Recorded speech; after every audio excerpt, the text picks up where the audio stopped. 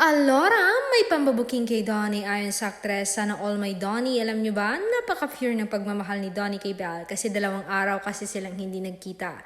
May kanya-kanya kasi sila ganap at nagkita nga na lang sila sa set ng CBML. Itong si Donnie tumakbo sa tent ni Belle sa sobrang miss na niya. Nung sinundan namin at nakichismisin, nagyayakapan na yung dalawa at ayaw na maghiwalay, nakakaingit ang relasyon ng dalawa.